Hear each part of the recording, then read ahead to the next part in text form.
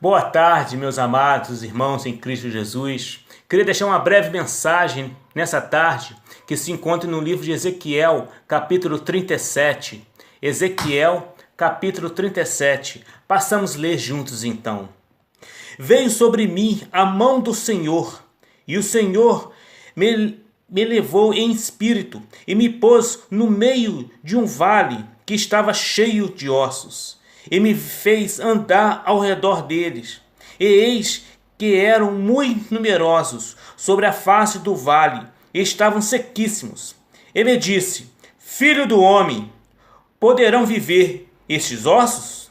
E eu disse: Senhor Jeová, tu o sabes. Então me disse: Profetiza sobre esses ossos, e dize-lhes: Ossos secos, ouve a palavra do Senhor. Assim diz o Senhor Jeová a estes ossos: eis que farei entrar em vós o espírito, e vivereis. E porei nervos sobre vós, e farei crescer carne sobre vós, e sobre vós estenderei pele, e porei em vós o espírito, e vivereis, e sabereis que eu sou o Senhor. Então profetizei como se me deu ordem, e houve um ruído enquanto eu profetizava, e eis que se fez um reboliço, e os ossos se juntaram, a cada osso ao seu osso. Eu olhei, e eis que vieram nervos sobre eles, e cresceu a carne, estendeu-se a pele sobre eles por cima, mas não havia nele espírito. E ele me disse: Profetiza ao Espírito, profetiza, ó Filho do homem, e diz ao Espírito: Assim diz o Senhor Jeová: Vem dos quatro ventos, ó Espírito, e assopra sobre estes mortos, para que vivam. E profetizei como ele me deu ordem. Então o Espírito entrou neles, e viveram, e se puseram em pé, um exército grande e extremo. Amados, essa mensagem, esse texto de Ezequiel, ele mostra a situação a qual o povo de Israel estava, morto espiritualmente. Quando se fala em ossos secos, não é que a pessoa está morta no sentido físico. Não, não é. Mas em sim no sentido espiritual. E ao ler esse texto, vem 4 pontos muito importantes para cada um de nós. E o interessante, aqui no Ezequiel capítulo 37 fala que aquele povo de Israel está morto no sentido espiritual. Surge uma pergunta, amados: será que esse texto também se aplica hoje? Será que nós, como cristãos, será que também estamos nessa situação, no sentido morto espiritual? Que tem diferença, meus amados irmãos, de você ir à igreja e ouvir, e você ir à igreja, ouvir e praticar. É diferente, porque a partir do momento que você escuta, a partir do momento que você absorve o conhecimento de Deus, através da Sagrada Escritura, você começa a mudar os seus atos, os seus costumes. Claro que você não vai ficar 100% certo. Claro que não. Não existe. Nós não somos super-homens. Nós não somos super-cristãos. Não. Antes de a gente ser cristão, nós somos seres humanos. Nós erramos. Nós pecamos. Sim, com certeza. Eu peco, você peca, cada um de nós pecamos. Porém, tem uma diferença. Que a partir do momento que você absorve o conhecimento de Deus, através das Sagradas Escrituras, que você tem em mente que só tem um caminho, que esse caminho é Jesus Cristo. Que a partir de você andar nesse caminho, você vai começar a conhecer a Deus. Eu sempre falo, não basta você crer, não basta. Você tem que ter intimidade com Deus. Olha a diferença, crer e intimidade. Que a partir do momento que você conhece uma pessoa e se torna amigo dessa pessoa, você se torna íntimo. Assim é Deus. A partir do momento que você começa a ler as Escrituras, você começa a orar, você começa a buscar o conhecimento de Deus, você começa a mudar. Você começa a sentir forte no sentido espiritual. Claro, abre parênteses, somos imperfeitos, fecha parênteses. E nesse texto fala em 4 pontos. O primeiro ponto que eu quero salientar nessa tarde é a visão espiritual. É algo realmente, amados, que nós, como servos de Deus, precisamos nos entregar a nossa vida a Deus e procurar viver pelo Espírito Santo. Note bem o que o livro de Lucas, capítulo 18, versículo 27 diz. Lucas, capítulo 18, versículo 27, diz assim, passo a ler. Mas ele respondeu: as coisas que são impossíveis aos homens são possíveis a Deus. Ou seja, um exemplo, aqui fala dos ossos secos. As pessoas daquela época, lá dos povos de Israel, estavam mortos em sentido espiritual. Aos nossos olhos humanos, nós seres humanos, nós não vamos conseguir. Mas a partir do momento que nós abrimos nosso coração a Deus e falamos: Espírito Santo, seja bem-vindo. Seja bem-vindo na minha casa, seja bem-vindo na minha vida, seja bem-vindo, Espírito Santo. E começar a buscar realmente, deixar que a água purificadora do Espírito Santo venha nos limpar. Deixarmos a nossa vida no controle de Deus. Com certeza, o que é impossível para o homem é possível sim para Deus, porque Deus é Deus. Ele é onipresente, onisciente, onipotente, ele é poderoso para mudar qualquer quadro, ressuscitar, curar, libertar, renovar, restaurar, fazer coisas que nós seres humanos não conseguimos fazer. Nós vamos até um certo ponto, desse ponto em diante nós não conseguimos. É onde entra a mão de Deus. Visão espiritual. Nós temos que pedir isso a Deus, para que nossos olhos físicos se fechem e abram os olhos espirituais. Porque o mundo oferece muitas coisas, e é o que está afastando o cristão de Deus, é o mundo, as coisas mundanas. Nós temos que ser diferente, nós temos que ser luz do mundo e sal dessa terra. Nós temos que ser diferentes. Se nós falamos palavras que não sejam certas, de um cristão falar, nós temos que parar. Ou seja, palavra torpe. Nós não devemos falar. Mesmo que às vezes a gente se irrite, nós temos que segurar, nós temos que orar, falar glória a Deus, pedir ajuda a Deus, que aí Deus vai agir em nossas vidas. Outro ponto, meus amados, é obediência. Obediência é a chave para todos nós, servos de Deus, do Deus Altíssimo, pois é através da obediência que podemos tomar posse do nosso galardão. Ou seja,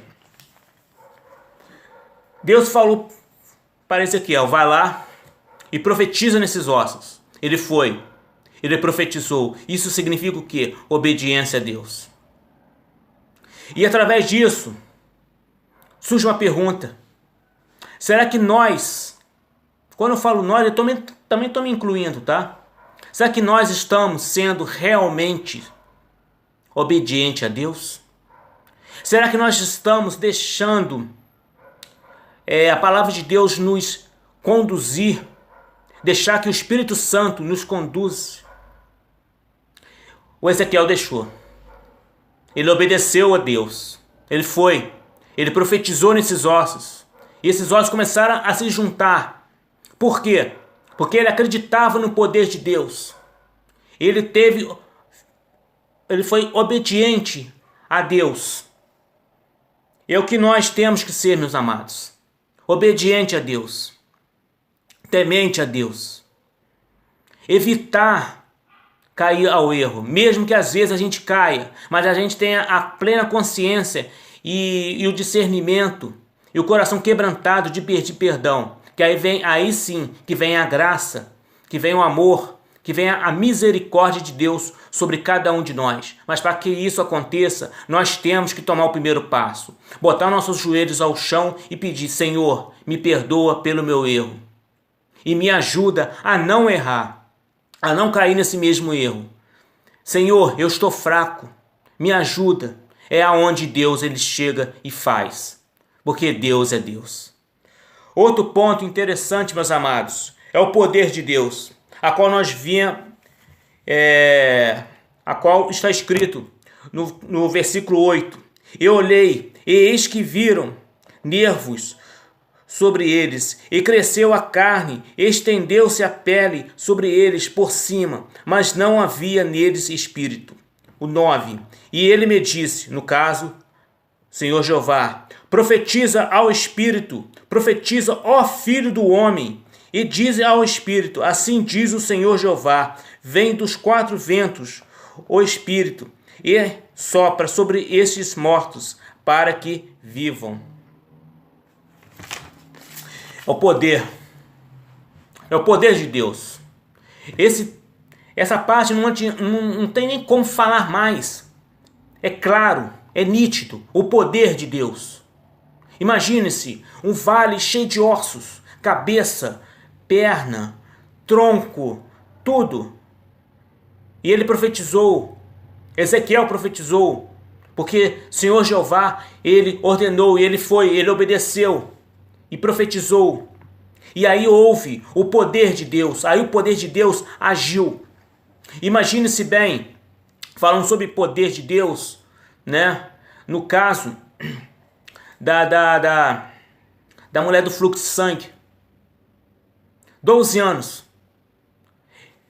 um toque, ela passou por cima da multidão, passou por meio da multidão e tocou na veste do Senhor Jesus.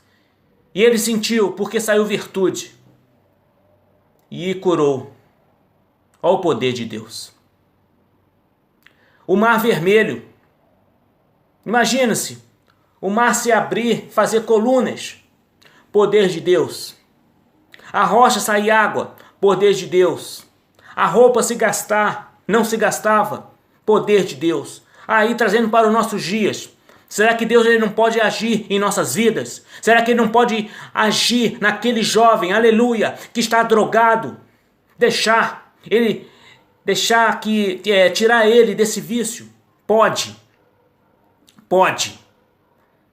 sim. Abrir uma porta de emprego? Pode. Restaurar casamentos? Pode. Fortalecer o nosso espírito? Pode. Ele pode fazer tudo, porque ele é poderoso. Mas nós temos que acreditar, porque quem crê verá a glória de Deus agir. Ezequiel confiava, acreditava. Ezequiel tinha intimidade com Deus. Porque o que está acontecendo hoje em dia é o oba-oba que existe. Ah, hoje eu vou na igreja. Vou, vai, louva, dá glória a Deus e sai. E não crê, não guarda, não assimila, não deixa brotar dentro do coração o que foi falado. Mas ele acreditava. Ezequiel acreditava. Quanto acreditava que ele foi e profetizou. Outro ponto é o profetizar. Quando abrimos a nossa boca para falarmos a respeito do Altíssimo Jeová, tem que ser para acender o fogo do Espírito Santo de Deus. E com certeza seremos boca de Deus. E as palavras irá tocar no mais alto do íntimo da pessoa. Podemos destacar alguns textos a respeito de profetizar. Amados, vamos lá no livro de Provérbios, capítulo 4. Provérbios, capítulo 4, versículo 4. Provérbios capítulo 4, versículo 4, que diz: E ele ensinava-me, e dizia-me: retenha as minhas palavras, o teu coração, guarda os meus mandamentos e vive. A gente escuta, a gente assemelha e a gente aplica. A gente acredita, a gente escuta, a gente guarda e a gente pratica os mandamentos de Deus, os ensinamentos de Deus. Outro texto que eu queria também salientar aos irmãos se encontra no livro de João. João, capítulo 11. João, capítulo 11, somente o versículo 25. João, capítulo 11, versículo 25. Se todos acharam, vamos ler juntos. Disse-lhe Jesus: eu sou a ressurreição e a vida. Quem crê em mim, ainda que esteja morto, viverá. E todo aquele que vive e crê em mim nunca morrerá. Crês tu isso? Eita Deus! É forte. Tem que crer. Além de você crer, meus amados, nós temos que ter uma intimidade com Deus. Novamente eu digo, nós temos que conhecer a Deus. E como, irmão Emerson, nós podemos conhecer a Deus? Através da Escritura Sagrada. Através do estudo bíblico. Através de você ficar somente focado em uma coisa. Buscar o conhecimento de Deus. Pedir primeiramente, Espírito Santo, revela para mim. O que eu quero não, mas o que eu preciso saber de Deus. E o Espírito Santo vem. Você sente. E começa a esclarecer. Você começa a estudar. Tem livros, ótimos livros. Tem a Bíblia. Junto com a Bíblia tem uns ótimos livros, né? Para você enriquecer o seu estudo. Mas para que isso aconteça, você tem que deixar o Espírito Santo agir em você. Eu queria salientar uma coisa também, meus amados. Profetizar. Profetizar. Existem muitas pessoas que se diz profeta e, na verdade, não estão profetizando em nome de Deus. Estão profetizando em nome de si mesmo. Toma muito cuidado. Muito cuidado aonde você vai pedir ajuda. Muito cuidado. Muito cuidado. Que esse texto de Ezequiel, que esse momento a qual nós estamos passando, venha tocar no teu coração. Que você venha a mudar. Que o Espírito Santo venha te tocar. Aleluias, glórias a Deus. Amados, nós não estamos mais no tempo do oba-oba. Nós não estamos no tempo de você botar a Bíblia no braço e somente ir ao culto, como continuamente. Eu vou porque tem que ir, não tem nada para fazer. Não. Nós estamos no tempo de marchar. Deus está procurando verdadeiros adoradores que adoram a Ele em espírito e em verdade. Está na hora de nós botarmos nossos pés firmes e buscar realmente a rocha, que é Jesus. E acima de tudo, pregar o verdadeiro evangelho. Não o evangelho que estão pregando por aí, mas o evangelho que cura, que liberta, que restaura. Aleluias. Falar para essas pessoas está sedento. Essas pessoas estão desviadas. E nós temos que ser exemplos, meus amados. Não somente na igreja, mas em casa, no trabalho. Que por onde nós passarmos, nós possamos ser um canal de bênção. Às vezes nós não precisamos simplesmente abrir a Bíblia e falar. O nosso testemunho fala por si só. O nosso jeito de falar, nosso jeito de agir. Pensa nisso. Deixa o Espírito Santo te conduzir. Deixa Deus te moldar. Nós temos sim que descer na olaria de Deus sempre. Em nome de Jesus. Em nome de Jesus. Querido Deus, maravilhoso Pai e Rei da Glória. Senhor Deus, aí está a tua palavra, a qual tu colocou no meu coração, Senhor Deus, nessa tarde. E que as pessoas, Senhor Deus, possam a sentir, Senhor Deus, a ser modificado, Pai, a se modificar, Senhor. E que o Senhor tenha a toda liberdade em operar nessas vidas, Senhor. Em nome do seu Filho Jesus, Pai. Porque sabemos, Senhor Deus, que naquela época eles estavam mortos espirituais. E nós sabemos, Senhor Deus, que nós também existe hoje em dia pessoas que estão mortas espiritual dentro da igreja, mas que nessa noite, Senhor Deus, seja uma noite diferente, Pai, seja uma noite de restauração, seja uma noite de cura, seja uma noite de avivamento, Senhor. Em nome do seu Filho Jesus eu te peço e te agradeço por tudo, em nome de Jesus. Se Deus é por nós, quem será contra nós? Se Deus é por nós, quem será contra nós? Operando Deus, quem impedirá? Ninguém pode impedir o agir de Deus.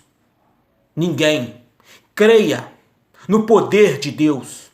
Profetiza em nome de Deus. Creia. Creia. Porque quem crê verá a glória de Deus. Que nós possamos ser luz desse mundo. Que nós possamos ser sal desse mundo. Que nós possamos ser verdadeiros atalaios de Cristo nessa terra. Que nós possamos pregar a preciosa semente. A semente que cura, em nome de Jesus. Deus deixou a tua palavra para ser aplicada e pregada. E Deus deixou a cruz para mostrar que Jesus morreu, mas foi ressuscitado no terceiro dia. E ela está vazia. Glórias a Deus. Pensa nisso, reflita nisso e deixa o Espírito Santo te conduzir. Em nome de Jesus. Tenha uma boa noite e a graça e a paz estejam sobre cada um de vocês.